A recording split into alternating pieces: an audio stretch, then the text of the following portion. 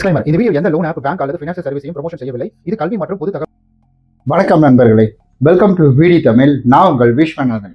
அதாவது இந்த பதிவில் நம்ம என்ன பார்க்க போறோம்னு கேட்டிங்கன்னா, அதிகமாக கடன் எடுத்தவங்க மட்டும் இந்த வீடியோவை பாருங்கன்னு சொல்லி தம்ப்நெயில்ல நான் போட்டிருந்தேன். அதுக்கான காரணம் என்ன?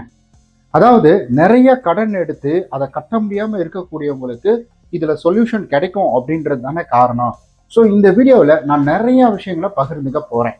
ஸோ நான் இந்த ஃபீல்டில் கிட்டத்தட்ட ஒரு 8-9 வருஷமா இருந்துட்டு இருக்கேன். அண்ட் அதே போல் எனக்கு இதில் கொஞ்சம் நாலேஜ் இருக்கும் இல்லைங்களா. அப்புறம் இதே ஃபீல்டில் இன்னும் நிறைய வருடங்கள் இருக்கக்கூடியவங்கள்ட்ட எல்லாம் பேசி தான் இந்த ஒரு வீடியோ அப்படின்றத உருவாக்கியிருக்கேன். வீடியோ ஸ்கிப் பண்ணாமல் கடைசி வரைக்கும் பாருங்க. இதில் நிறைய சைக்காலஜிக்கல் ரீதியாக நிறைய வரப்போகுது. பிகாஸ் அதெல்லாம் பேசுறதுக்கு நான் ஒன்றும் டாக்டர் கிடையாது. எனக்கு தெரிஞ்ச விஷயம் அந்த ரிலேட்டடில் கொண்டு வந்து சொல்கிறேன் நான். ஸோ இந்த மாதிரி நிறைய டெக்னிக்கல் டேர்ம்லேயும் வரப்போகுது. ஸோ அதனால் நான் ஃபினான்ஷியல் அட்வைசர் அப்படின்றதும் கிடையாது. இது முழுக்க ஒரு எஜுகேஷனல் பர்பஸ்க்காக இந்த வீடியோவை நான் உருவாக்கியிருக்கேன். வீடியோ ஸ்கிப் பண்ணாம கடைசி வரைக்கும் பாருங்க. லோன் எடுத்துட்டு நம்ம என்ன காரணங்களுக்கு வேணா ஒரு லோன் எடுத்துட்டு இருக்காங்க. அதை நம்ம செலவுக்கு எடுத்துட்டு இருக்கலாம், இல்லை வேற ஏதாவது முக்கியமான தேவைக்கு எடுத்துட்டு இருக்கலாம், எப்படி வேணா எடுத்துட்டு இருக்கலாம். அந்த லோனை கட்ட முடியாத சூழ்நிலை வரும் பொழுது மக்கள் பண்ணக்கூடிய மிகப்பெரிய ஒரு தவறு என்னன்னா பயம் மட்டும்தான். ஏன்னா இந்த ஃபீல்டில் நான் ரொம்ப வருஷமா இருக்கிறதுனால நான் நிறைய பேருக்கு கால் பண்ணுவேன். இது போல சார் நீங்கள் ரொம்ப நாளாக பணம் கட்டாமல் இருக்கீங்க, என்ன ஆச்சு சார் கேட்கறதுக்கு தான் கால் பண்ணுவேன். ஒரு சிலர் என்ன செய்வாங்கன்னா அதை ஃபோனை ஆன்சர் பண்ண மாட்டாங்க. ஒரு சிலர் என்ன செய்வாங்கன்னா பயந்துட்டு சத்தம் போடுவாங்க, என்ன சும்மா கால் பண்ணுறீங்க அப்படின்ற மாதிரி.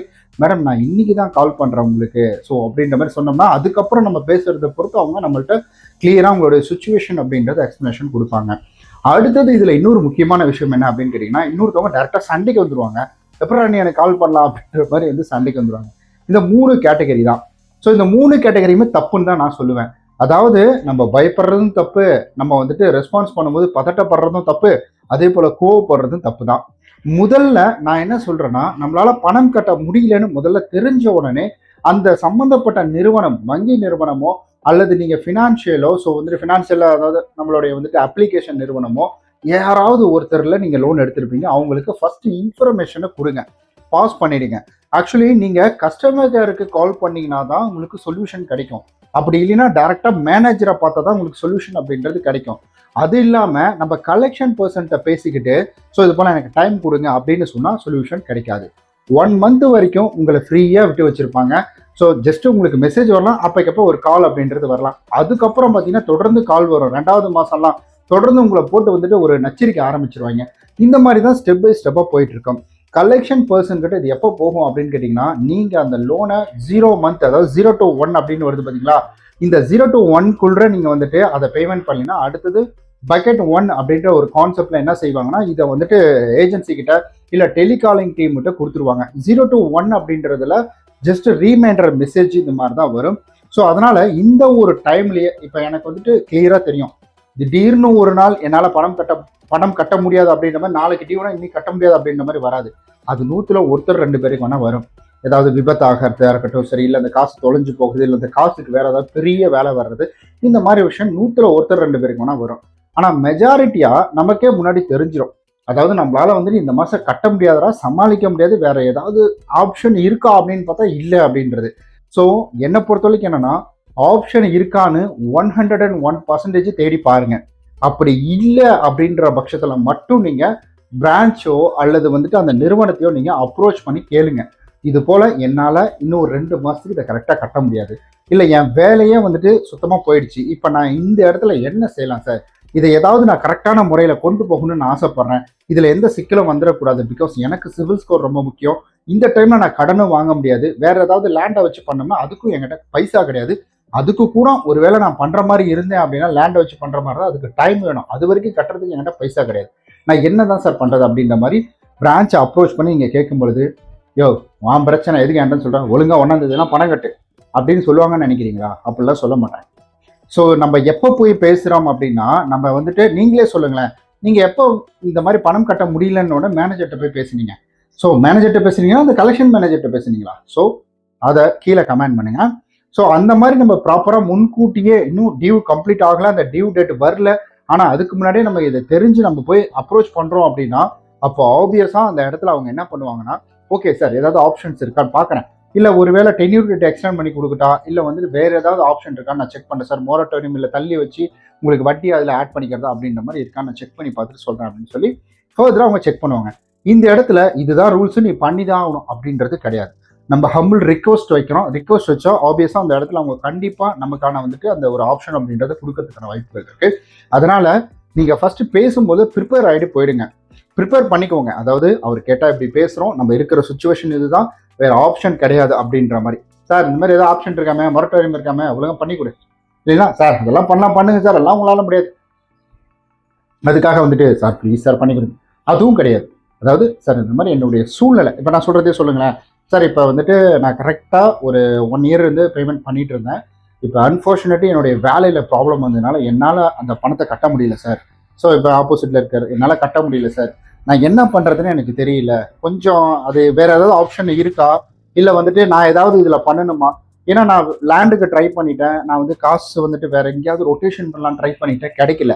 அதனால தான் முன்கூட்டியே நான் பேங்க்கில் வந்துட்டு சொல்லலான்னு வந்திருக்கிறேன் சார் அப்படின்னு வந்துட்டு நீங்கள் அப்ரோச் பண்ணும்பொழுது இதை யாருக்காவது ரிஜெக்ட் பண்ணணும்னு தோணுமா? கண்டிப்பாக ஏதாவது ஒரு வழி இருந்ததுன்னா அதை கன்சிடர் பண்ணுவாங்க. நிறைய பேர் இந்த மாதிரிலாம் பண்ணியிருக்காங்க. மொரட்டோரியம் கிடைச்சிருக்குது. அதாவது ஈனாச் வந்துட்டு, அதாவது நமக்கு வந்துட்டு இஎம்ஐ டைம் டென்யூ டேட் வந்து எக்ஸ்டெண்ட் பண்ணி கொடுப்பாங்க. ஸோ ரீஸ்ட்ரக்சர் வந்து போட்டு கொடுப்பாங்க. இந்த மாதிரி நிறைய பேருக்கு நடந்திருக்குது, நான் பார்த்துருக்கிறேன். அதனால கடன் இருக்கு அப்படின்னு சொல்லி நம்ம அதை பயந்து அதை எப்படி இக்னோர் பண்ணணும்னு நினைக்காதீங்க. பிகாஸ் இது வந்துட்டு என்னைக்கா இருந்தாலும் இதுக்கு நம்ம தான் ரெஸ்பான்சிபிலிட்டி. அதனால என்னைக்கா இருந்தாலும் நம்ம ரெஸ்பான்சிபிலிட்டி பண்ணி தான் ஆகணும், சொல்லி தான் ஆகணும், பேசி தான் ஆகணும். அதனால முன்கூட்டியே இதை அப்ரோச் பண்ணுறது இட்ஸ் அ குட் திங் அப்படின்னு வந்து நான் சொல்லுவேன். அப்படி இல்லை எனக்கு முடியலைங்க, என்னால் முடியல, அங்கே போய் பேசினாலும் மதிக்க மாட்டாங்க, இல்லை எனக்கு பயமாக இருக்குது அப்படின்ற சூழ்நிலையில் நீங்கள் இருக்கிறீங்கன்னா ரொம்ப சிம்பிள் தான். ஒரு நல்ல லீகல் அட்வைஸரை பாருங்கள், அவர்கிட்ட இருக்கிற சுச்சுவேஷனை எடுத்து சொல்லுங்கள். காசு வாங்குறாங்க பார்த்தீங்கன்னா, அடிக்கடி காசு பிடிங்கிப்பாங்க, அந்த மாதிரி இருக்கவங்கள்ட்ட போகாதீங்க. அப்போது அவங்க ப்ராப்பராக சட்டத்தின்படி என்ன செய்யணும், இதை எப்படி அப்ரோச் பண்ணலாம், ஏன்னா அவங்க இதுக்காகவே படிச்சிருக்கிறாங்க, அவங்களுக்கு இதை பற்றி தெரியும். ஸோ என்ன பண்ணலாம் அப்படின்றத வந்துட்டு அவங்க பார்த்துட்டு, ஸோ ப்ராப்பராக இதை பண்ணுங்க அதை பண்ணுங்க அப்படின்னு சொல்லி உங்களுக்கு வந்துட்டு அவங்க கைட் பண்ணுவாங்க.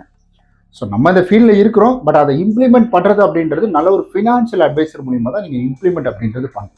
ஸோ இந்த மாதிரி ஐடியா யார் கொடுப்பா? ஐடியா நான் கொடுக்குறேன், அதை இம்ப்ளிமெண்ட் பண்ணோம்னா நீங்கள் ஃபினான்ஷியல் அட்வைசர் மூலிமா பண்ணுங்க, இல்லை சம்மந்தப்பட்ட அதிகாரி மூலிமா பண்ணுங்க. அதுதான் ப்ராப்பரான விஷயம். ஸோ இப்படி நம்ம பண்ணும்பொழுது நமக்கு சில பதட்டங்களும் குறையும். ஐயோ நமக்கு யாரும் கால் பண்ணிடுவாங்க, வீட்டுக்கு வந்துடுவாங்க அப்படின்ற மாதிரி பதட்டங்களும் குறையும். அதே போல் இதெல்லாம் நான் பண்ணிட்டேன், எனக்கு அவங்க டைம் கொடுத்துட்டாங்க, அப்பா ஓகேடா சாமி, இதுக்கப்புறம் நான் ஜாலியாக இருக்கலாம் அப்படின்னு இருக்காதீங்க. அடுத்த கட்டம் நீங்கள் என்ன செய்யணும், ஸோ எப்படி நம்ம அப்ரோச் பண்ணணும், நம்ம லோன் கட்டணும்னா நம்ம என்ன செய்யணும் அப்படின்றது, இது எப்படி ரெக்கவரி பண்ணுறது அப்படின்றத யோசிங்க. நம்ம வேற என்ன வேலை செய்யலாம், வேற எங்கே வேலை தேடலாம், இல்லை இப்படி இது மாதிரி இன்னொரு தடவை வராமல் இருக்கிறதுக்கு நம்ம என்ன செய்யணும் அப்படின்ற மாதிரி அடுத்த கட்ட சொல்யூஷனுக்குள்ளே போங்க. பிகாஸ் ஓகே அப்பா அப்படின்னு பெருமூச்சு விட்டுட்டு அதே இடத்துல நின்றாதீங்க.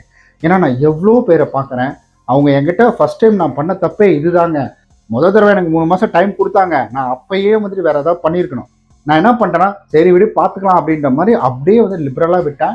இப்போ பார்த்தீங்கன்னா 3 மாதம் 4 மாதம் எப்படி ஓடி போச்சுன்னே தெரில.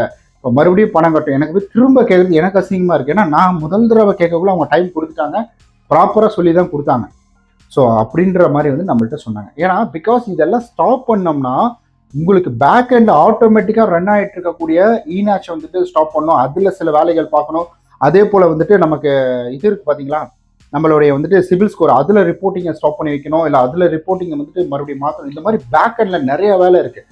ஜஸ்ட்டு நான் 3 மாதம் டைம் கொடுத்தா போதாது அப்படின்னு நம்ம நினைப்போம். 3 மாதம் டைம் கொடுத்தாலும் அது ப்ராப்பராக போகும்பொழுது இந்த மாதிரி பேக் எண்டில் நிறைய ப்ராசஸ் இருக்குது. அதனால் அவங்க கொஞ்சம் இல்லை சார் அப்படின்ற மாதிரி சொல்லுவாங்க, பேசுகிற விதத்தில் பேசினா கிடைக்கும். இல்லை எனக்கு பரவாயில்லைங்க, எனக்கு அந்த மாதிரி இம்பாக்ட் ஆனால் பரவாயில்ல, தயவு செஞ்சு எனக்கு கால் பண்ணாங்க, தொந்தரவு பண்ணாங்க அப்படின்ற மாதிரி இருக்கிறதா நீங்கள் டேரெக்டாக பேசினாலே கிடைக்கும். இதில் பயப்படுறதோ கோவப்படுறதோ இல்லை வந்துட்டு ஒரு மாதிரி பதட்டமாக பேசுகிறதோ இங்கே வந்துட்டு நாட் அ சொல்யூஷன். ஸோ யாரை திட்டினாலும் அவங்க வேணால் பயந்துட்டு போயிடலாம் கலெக்ஷனுக்கு வர்றவங்க. பிகாஸ் அவங்க போயிட்டாலும் இந்த இடத்துல உங்களுக்கு சிவில் இம்பாக்ட் அப்படின்றது நடக்கும், பெனால்ட்டி சார்ஜஸ் அப்படின்றது நடக்கும், லைஃப் லாங் உங்களுடைய சிவிலில் இது ஒரு கரையாகவே இருந்துகிட்டே இருக்கும். ஸோ இந்த வீடியோ உங்களுக்கு ஒரு பயனுள்ளதாக இருக்கும் அப்படின்னு நான் நம்புறேன். இந்த வீடியோ பிடிச்சிருந்தா லைக், சப்ஸ்கிரைப், ஷேர், கமெண்ட் எல்லாமே பண்ணிடுங்க. ஸோ இது மாதிரி பயனுள்ள இன்ஃபர்மேஷனை பற்றி தெரிஞ்சுக்க நம்மளுடைய விடி தமிழ் சேனலை சப்ஸ்கிரைப் பண்ணிக்கோங்க. அப்ளிகேஷன் ரிவ்யூக்காக நம்மளுடைய லோன் ஆப் தமிழ் சேனலை சப்ஸ்கிரைப் பண்ணிக்கோங்க. நம்ம நாளைக்கு இது போல் நல்ல இன்ட்ரெஸ்டிங்கான வீடியோவில் சந்திக்கலாம். வீடியோ லாஸ்ட்டில் நான் இந்த ப்ராடக்ட்டுக்கான லிங்க் கீழே கொடுத்துருக்கேன். இது பார்த்தீங்கன்னா ஒரு ஜிபிஎஸ் அப்படின்றது. ஸோ இந்த ஜிபிஎஸ்னா மேக்னெட்டு, இங்கே பாருங்கள் எவ்வளோ ஸ்ட்ராங்காக விட்டுது பார்த்தீங்களா, இந்த மாதிரி மேக்னெட் இருக்குது. அடுத்தது பார்த்தீங்கன்னா வண்டி எங்கேயாவது காற்று இல்லாமல் போச்சுன்னா ஏர் கம்ப்ரஸர் இருக்குது. என்னுடைய கார் சேனலுக்காக நான் வாங்கினேன். சரி, எல்லாருக்கிட்டையுமே பைக் இருக்கும் இல்லைங்களா, அப்போ அவங்களுக்கு இது நீடட் தானே. பவர் பேங்க்கும் இருக்குது, எஸ்எஸ் லைட்டும் இருக்குது. ஸோ டைப் சிக்கான சார்ஜர் தான் இருக்குது. 10,000 mAh மேலே பேட்டரி பேக்கப் இருக்குது. இந்த மாதிரி நிறைய ஆப்ஷன்ஸ் இருக்குது. இதில் பாருங்க, ஒரு டிஸ்பிளேலாம் இருக்கும். இந்த டிஸ்பிளேல நீங்கள் எப்படி ஏர் பிடிக்கிறது, எப்படி எல்லா டீட்டெயிலும் இதில் வரும். தேவைன்னா கீழே லிங்க் இருக்குது, என்கொயரி பண்ணி பார்த்துக்கோங்க. பாய்.